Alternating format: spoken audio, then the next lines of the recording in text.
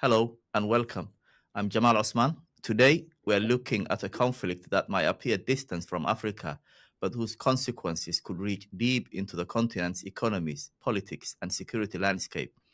The escalating war between the United States, Israel, and Iran is raising concerns across the world, from energy markets to global shipping routes. For Africa, the stakes are significant. Many African economies depend heavily on imported fuel.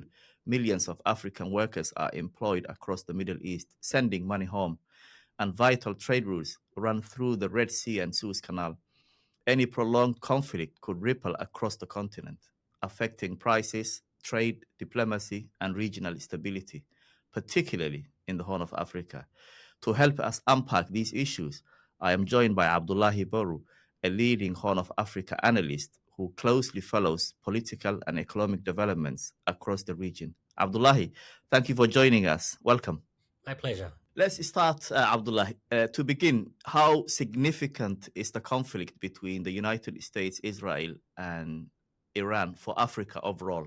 I think it would be significant at material level, meaning because some of these countries, especially those along the East African coasts, because that route is a chokehold route for many of them in terms of receiving not just the trade, but also humanitarian delivery corridor.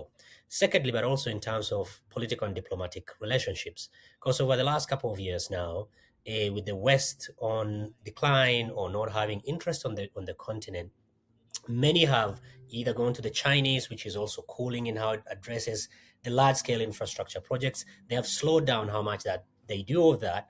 Now, the Gulf Arab countries have taken that role, and that has other consequences. But at the very minimum, you've moved from the West to the Chinese and to the Gulf, and now the region that is the Gulf is engulfed in a lot of crises, multiple crises at the same time.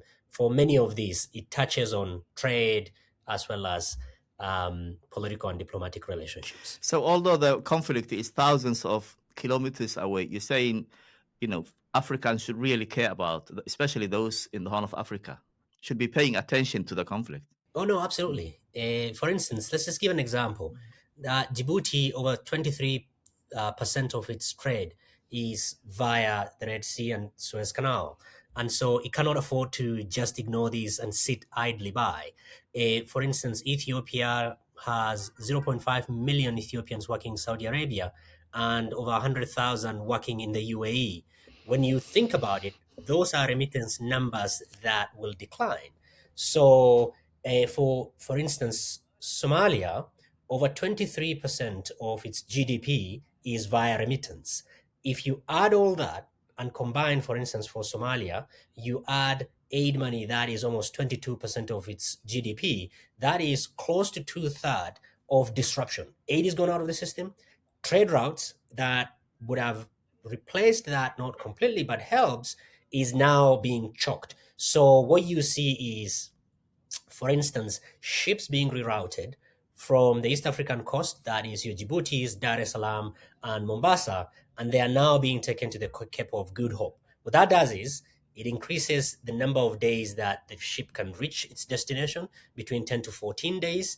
That means high insurance cost. That means cost when the goods come offshore. So I think if you look at it, what you'll see is the disruption of the Red Sea means an additional cost in terms of the shipping cost, and an increase in, for instance, fertilizer prices, which will discourage small-scale farmers from using a lot of fertilizers on their field, which reduces the yield. If the yield is reduced, that means you'll see the prices of goods going up. For the government, on the other hand, that rely, for instance, Djibouti, it's a significant chunk of its economy is built around the fees from the shipping.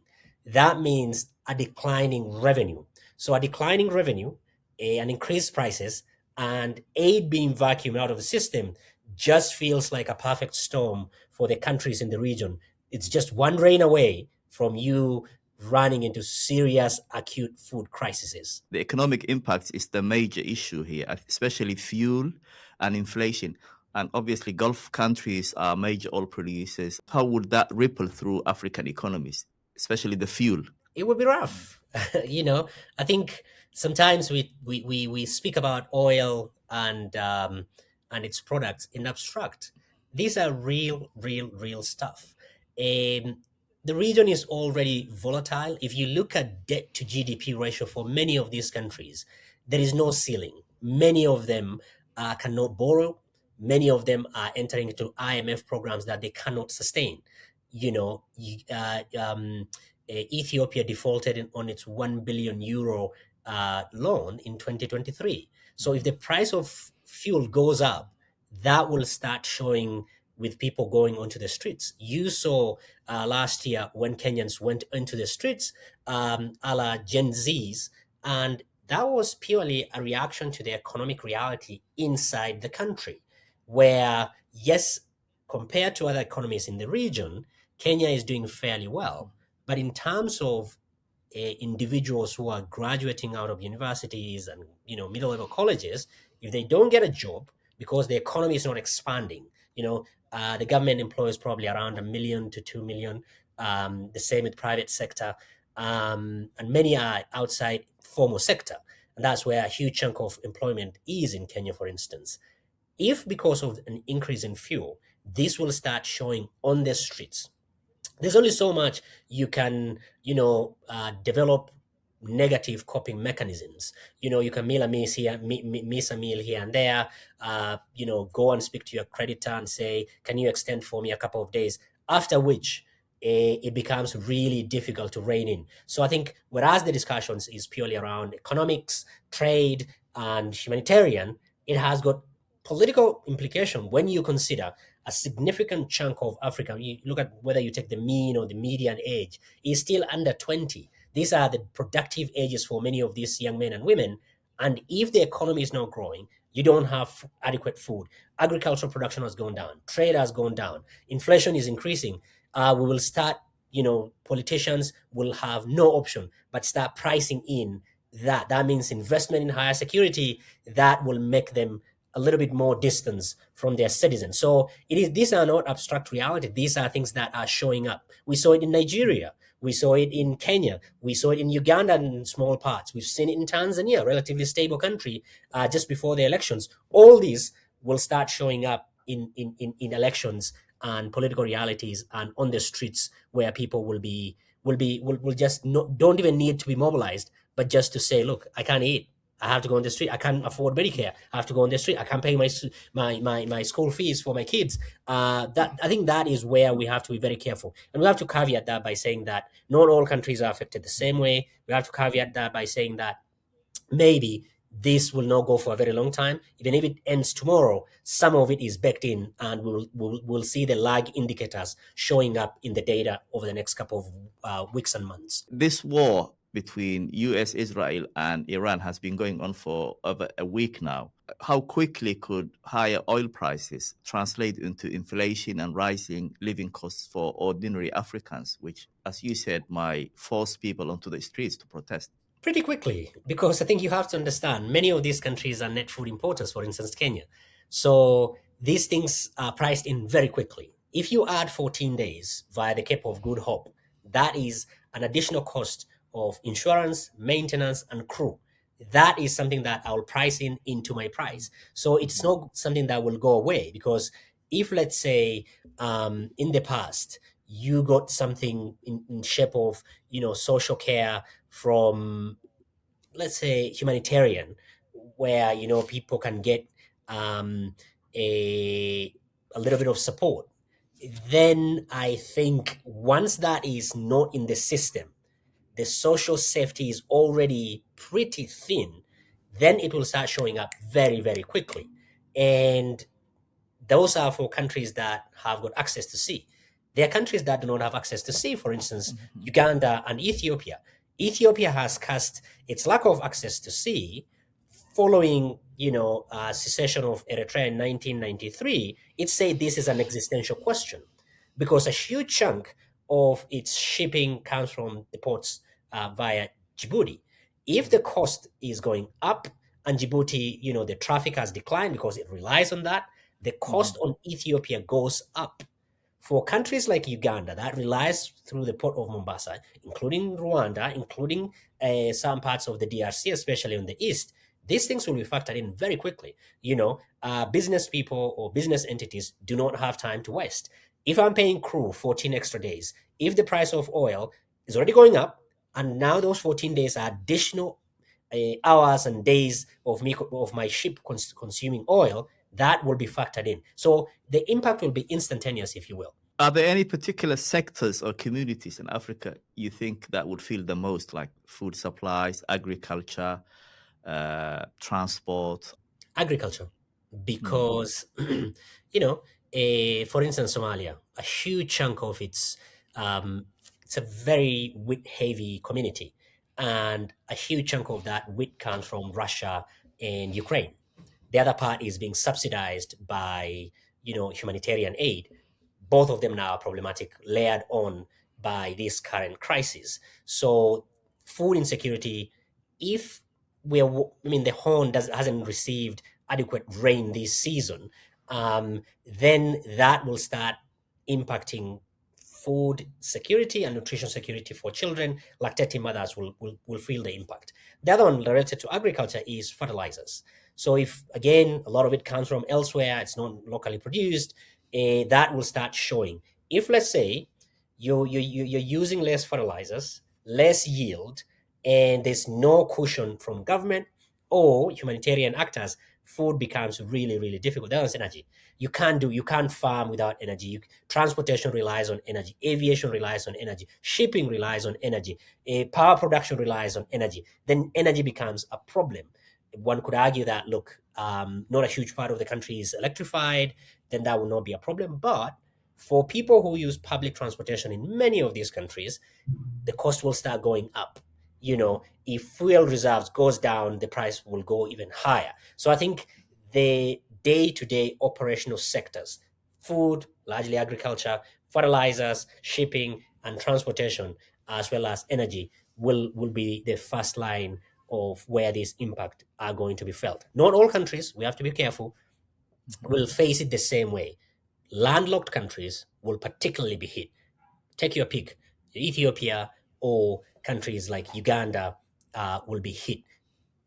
Countries that have got access to the sea doesn't mean that they are not going to be hit, because they will be hit losing revenues and cost of stuff going up, although downstream countries that do not have the ports or access to the sea will pay a significantly higher prices.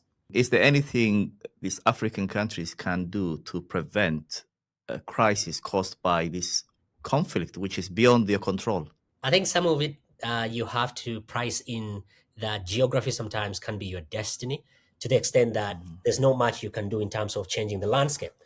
But I think to the extent that they can improve some of their infrastructure, that would go a long way in improving some of these things. Moving away from hydrocarbons, trying to figure out clean, green energy transition. But we have to be very careful that takes a lot of investment. That also takes a bit of time before it comes up the system. Meaning, let's say solar, hydro, and all other forms of clean green energy. I think that will be very important. But I think thinking through, not just as individual countries, via regional blocks, East African Community, let's say, can we have a reserve where if things go haywire that are outside our control, we will be able to stabilize, let's say, the price of wheat, the price of corn, maize, we'll be able to stabilize that. Can we have a strategic fuel reserve that we keep it at some percentage that we can all share? And African Union really needs to take this fairly seriously at continental level, because you cannot always be a victim of other people's problems. Never mind, now some of them are beginning to take sides, issuing very strongly worded statements. Those are not very helpful to the ordinary African, walking on the streets of Bamako, Mali, Nairobi, Kenya, and Cape Town in Southern Africa. They are more interested in, I have got absolutely nothing to do with what is going on in these countries, but what is going on in those countries, I've got everything to do with me. And I'm paying the price at the pump. I'm paying the price at the counter. I'm paying the price literally left, right, and center. At a time when The economies of many of these countries, the music stopped. The era of easy cash via, very limited interest rates is completely gone. We are really in an austerity mode. Aid has gone out of the system. Like everything counts now. So I think it is an opportunity for Africa and African governments and institutions to rethink, reimagine, and remodel the economy that is really very susceptible to external shocks that are outside their control. Remittance is another big issue, I think, because millions of Africans work in Gulf and Middle Eastern countries and send money home. How important are these remittances to African economies and families? It's significant for many of these communities. There are many of those communities where these are the last mile of delivery of anything, whether it's during the Ramadan, where people contribute and send money back home, whether it is for healthcare, whether it's for education, whether it's for everything. It is a significant part. Like I mentioned about Somalia, what Somalia receives in remittances, and again, I have to be very careful, this is not just from the Gulf, it's also from other countries, is higher than what it gets in humanitarian support. All right. If that declines, humanitarian declines, that means over 66% of what used to come. That means if the entire remittances goes away, that is instantaneous in terms of impact. The number of Africans, especially in the Horn, Ethiopia, Eritreans, Kenyans, that are spread across the Gulf countries are significant. They send, we don't have good data about it. They send a huge chunk of money home, money that is not going to be, without which many of these communities will really struggle. And I guess many of these African workers in the Middle East, if the war continues and they are forced to go back home, their families would feel immediately they will have no money. Indeed. I mean, if the war continues and, people who have been hired through the kafala system will not be able to sustain them because, Yeah. when the dust storm comes, everybody will hold their faces first. I think they will have to go back home. Going back home means losing that source of income. Forget about, the social impact of, I had a job, people used to respect me, all that is gone. And that becomes really, really difficult. All right. But I think one other thing that we might have to consider is the Gulf countries, their differences, especially UAE and Saudi, following the Yemeni crisis late last year that spilled over into Somalia and Somaliland, and now across Sudan and into, let's say, Chad, all the way up to Libya. There might be some, good news. This might be an opportunity where Gulf countries will look at the cost of doing everything that they are doing, their differences playing out, in various factions within the continent, especially in the Horn. Maybe they'll start, rolling back some of those, because for a very long time, especially in the Horn, example of Sudan, where the United Arab Emirates is supporting RSF, maybe here is the time when they will start pulling back. Maybe Sudan will be stable. But I think that is by a long shot, and we have to keep an eye on that. If you're traveling through Addis Airport, for example, or Entebbe or Nairobi, you see so many African workers heading to the Middle East, all in uniform. So that tells you so many Africans go to the Middle East to work. Are there particular African countries that are especially dependent on these remittances? I think Somalia will top the list, although they have a fairly diversified sources of remittance revenues. Those who live in Europe, North America, but there's quite a bit of Somalis in the Middle East as well. I think Ethiopia is fairly susceptible. Almost 500,000 in Saudi Arabia, another 100,000 in the UAE. Those are real numbers. Those are not anecdotes. Those are just the amount of money that will come into those communities. Forget even the government. Because of the way it's organized, it's very individual. It doesn't do public good stuff, except in exceptional second situation. They largely go to the families. There are no barriers in between. It goes direct. It comes today, you go to the counter, pick it up, you go and use it in the market. That its impact will be felt instantaneous. So I think Ethiopia and you and Ethiopia, and to some extent Eritrea as well. Those three countries will be affected significantly than others. A huge share of global trade passes through the Red Sea and Suez Canal, as we have discussed. How would that impact Africa in general? It would be significant. It will be Mm. very significant. They just recovered from COVID the other day, and you are being hit by this on top of humanitarian aid coming out of the system. It just feels like Africa doesn't catch a breath. But then again, like we said previously, your significant reliance on other countries for events that are far from you because you're part of these supply chain links that are tied together through the maritime chokeholds, it becomes Mhm. very difficult. And what you're talking about are essential goods like fuel, wheat, fertilizers, manufactured goods. These are crucial to Africa. They are. You can't fake or you can't vibe your way out of not eating. You've not eaten, you've not eaten. Mm. You can lie to yourself, you can lie to your children. If you don't have fuel, there's nowhere you're going. If the price of fuel goes up, you'll afford 1 2 days. After that, you say no. I have to take public transport. They are not cheaper because they rely on fuel as well. All your industries run on fuel. You need fertilizers, whatever element, whether it's magnesium, nitrogen, and the rest, and Mhm. calcium.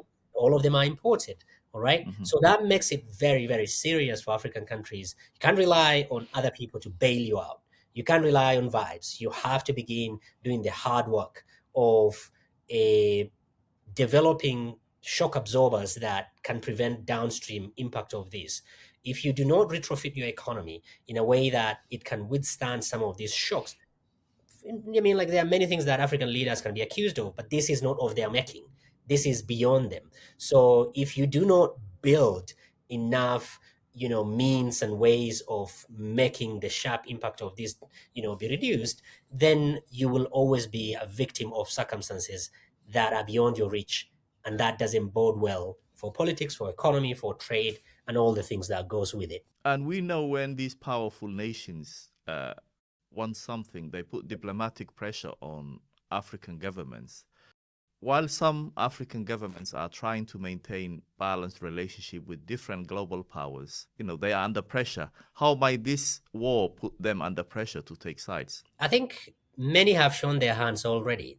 Mm. On the day Iran launched barrage of attacks on various Gulf neighboring countries, you saw almost a unison ChatGPT generated strongly condemned statements that came out. It just shows how embedded the Gulf countries are. We're not making any judgment. It's just a on the face value, all these countries now, in one way or the other, they are reliant on the Gulf lagis. Ethiopia, immediately after the end of the war, they were given a ton of, almost 3 billion um, in order to keep the economy going because the economy was in a very bad shape, right? Um, Somalia's drama between Somaliland and Mogadishu, where now it's a wedge issue between the two, Somalia and Somaliland, it's a big Mhm. problem, right? And Yeah. if you add Ethiopia, it is another bigger problem. If you look at the conflict in the region now, if they do not directly involve the Gulf countries through Mm. their proxies, it involves the arms that they supply. You can add your Turkey to the list. Mhm. I mean, like many of the conflict in the region now, they are drone conflict. None of the African countries manufacture drones. Either they are Baykatar's, whatever levels from Turkey, or the ones that are acquired from Chinese by the UAE to supply the proxies. So African countries are deeply embedded in the Gulf issues. And what that means is, sooner rather than later, for instance, in Sudan, they have started taking sides. You have Egypt on one side and Saudi on one side supporting the Sudan armed forces, and on the other hand, you have UAE supporting RSF. But outside the boundaries of Sudan, Ethiopia is leaning towards the coalition led by the UAE. Isaias in Eritrea is leaning towards the coalition led by UAE. Egypt has problems with Ethiopia over the Renaissance Dam. Isaias Afewerki as an axe to grind with Ethiopia. Suddenly, what you see is this region in the Horn that has, post the Cold War, has faced incessant internal conflict. Some proxy, some internal civil war is going back to the 1970s, where on one side you had the USSR, Cuba, and Yemen supporting Somalia until 1979 before switching side to Ethiopia. So you're seeing a return of a big power competition. Jimmy Carter's national security advisor said, the start died in the Ogaden desert. I'm afraid the next version of this drama will show up in the turquoise blue waters of the East African Indian Ocean. It's a bit complicated now because it seems UAE and Saudi Arabia somehow ended up on the same side. Iran is on the other side, the Americans, the Israelis. It's not as simple as it looked even a couple of weeks ago, is it? No, it's not. But they still have their differences. For now, the major player that they need to be very wary of is the Iranian regime. But when they come back, once they resolve their own challenges, they'll have to come and deal with what is going on in Sudan, what is going on in Ethiopia. But maybe, just maybe, we have to live on hope that they might say, look, we've extended ourselves. Let's really focus in the region. That might not happen at the hit of a button, but I suspect that the gung-ho, almost cowboy attitude with which they've moved into some of these countries, we might see a slight reduction in that. Because if you look at the real economic numbers, even this wonderful NEOM project that the prince in Saudi Arabia was trying to do, he's facing significant financial challenges, right? This war doesn't make it very easy. And so as a result, they will have to reconsider that underwriting some of these proxy conflict on the Horn of Africa and Africa in general is not, you can't do it on a chip. And so maybe within that could be a positive thing for the Eastern Horn. There's also a security issue, isn't it, in the Horn of Africa? Turning to the Horn of Africa, I mean, the region already faces complex security challenges.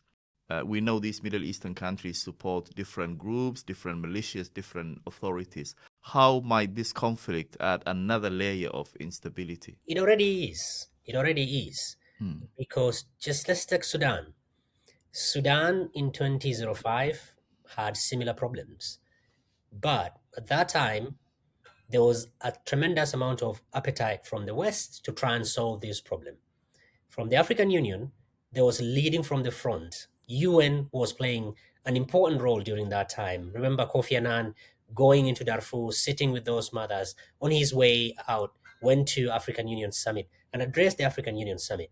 People like Thabo Mbeki, people like former Nigerian President Olusegun Obasanjo were in the front line in solving some of those problems.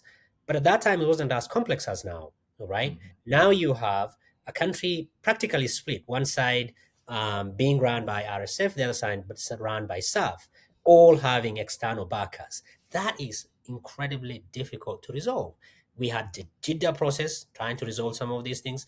We've had the US-led process, and all of them.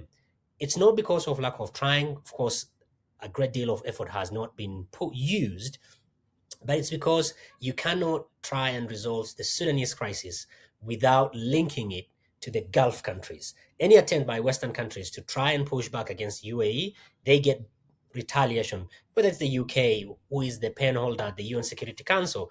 UAE said we'll withdraw investment. UAE folded. The UK folded. The US, they have invested a ton of money, billions, we're talking about billions in AI. So they are not going to do anything. In the DRC, who is convening the DRC peace process? It's the Qataris.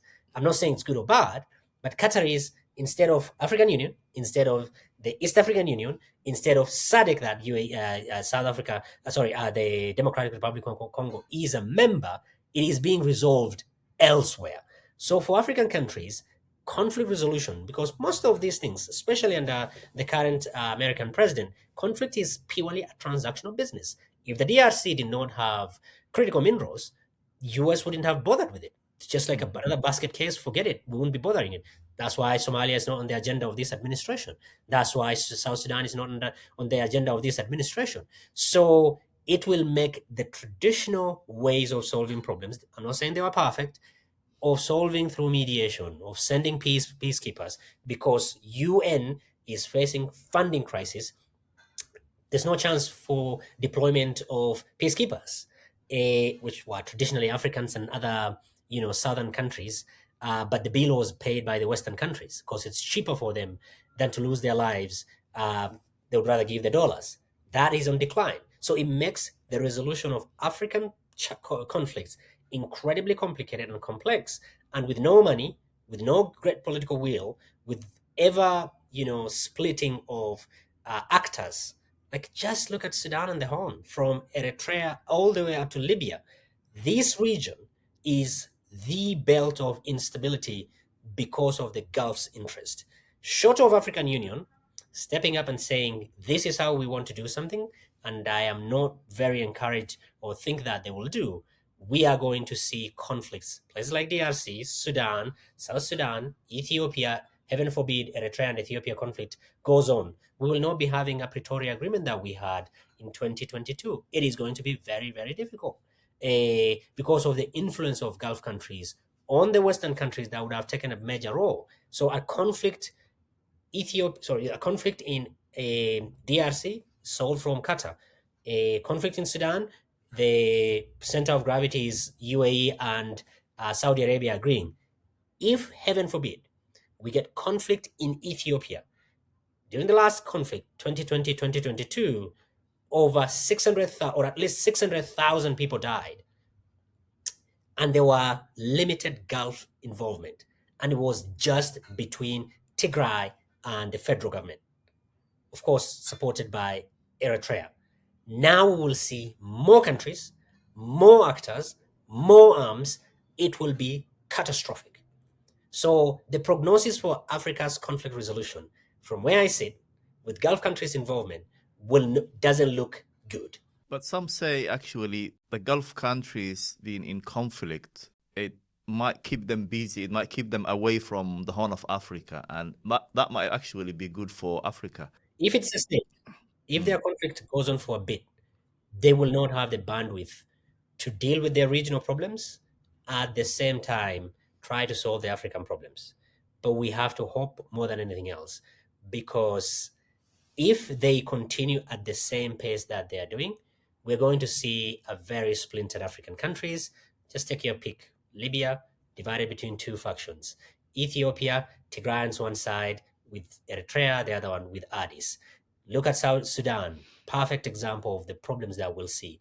You just hope their influence is reduced, and their investment, especially towards conflict and war, is reduced. Otherwise, we are facing polycrisis of declining trade, economy is not doing very well, aid and humanitarian support going out of system, on top of Gulf countries, their differences playing out in the Horn of Africa. Do you think the spillover in terms of weapons and ammunitions and all these things would also affect the Horn, especially the Horn of Africa, which is next door? You can actually draw a direct line from the collapse of Libya and an increase in armed groups in the Sahel region. We're living through it because in 2018, Sudanese went onto the streets, overthrew a government of Omar Hassan al-Bashir, who has been in power for 30 years, not using arms, purely through popular movement. This is one of the largest Arab countries, and people are yearning for freedom. And they are saying to Omar Hassan al-Bashir, go. What do the UAE do? Come in, swoop, support one faction.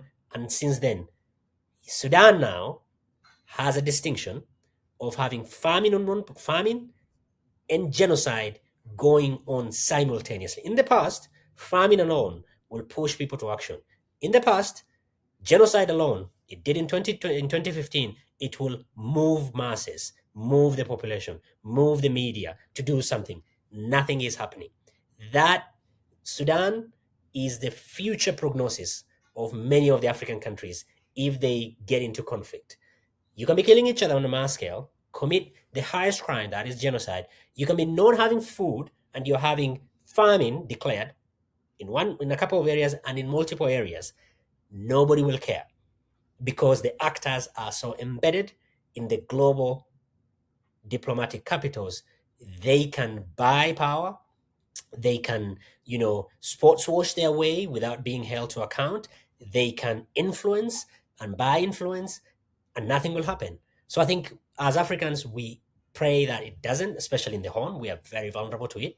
We're already facing, climate crisis, displacement crisis, humanitarian crisis, crisis of legitimacy for many of these governments. If you add that, it will be catastrophic for the region. Looking ahead, what are the biggest risks for Africa if this conflict between US, Israel, and Iran drags on or expands further? Yeah, I think being sucked into it, to the extent that during the Yemeni conflict, many of the people who are serving RSF that time, Janjaweed, went and fought in that conflict.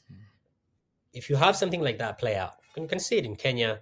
We've seen a couple of Kenyans who have gone and fought in Russia. There'll be soldiers of fortune who are coming to hire mercenaries, and once the war ends, they'll come home. That is the medium and long-term problem. But the short term is here now. Price of fuel, price of everything going up, inflation, and that being registered on the streets. That is where it will be very, very difficult. And finally, what should these African governments be doing now to prepare themselves, in terms of the fallout from this conflict in the Middle East? I think the principal one is stay out of it. Stay out of it. The idea that they are going to take sides because they are going to be incentivized by a few $100s or thousands of dollars is not a smart move, because that is a poison pill that is going to bite them in the near future. Stay out of it. Stop, producing statements, taking sides. We're not going to win. That is an internal Gulf crisis. Yes, we are concerned. Yes, our transportation is disrupted, but we have to be very careful. That's number one. Number two, I think begin thinking of how you can insulate your maritime transportation corridors, figuring ways of making Cape of Good Hope better and other, rerouting routes. Otherwise, just being that vulnerable to these choke points is really going to be very risky. If Houthis stop the Bab el Mandab, we will be in a very, very deeper problems. So we're not out of woods yet. Hope it doesn't spread, but I think taking sides will be extremely dangerous as a first step. And from what you're hearing on the ground, do you think African leaders and governments in the Horn of Africa are preparing in case this war prolongs or continues? No. They think it's some distance thing, but in the next few weeks it will not, because the impact will start showing on the supermarket registers and the gas pumps and the prices of everything. So they better start doing it. It's not an option. Like, it's not something that they don't have the luxury of just ignoring it. I think they need to be very, very active. Stop trying to see who you'll support. Figure out how you can, insulate your society and community and countries as a country, but also as a region and the continental level. So you're not hopeful that these governments in the Horn of Africa would be able to overcome these issues, or at least prevent serious crises from happening? I'm very pessimistic. I'm very pessimistic. Very pessimistic. I want to be proven wrong. I want to be proven wrong, but at the moment, I'm very pessimistic. Let's hope these African leaders can think ahead, can prevent crisis reaching their doorsteps. Thanks very much, Abdullahi, for your time. Thank you. My pleasure. Thank you again. Thank you for having me. Thank you.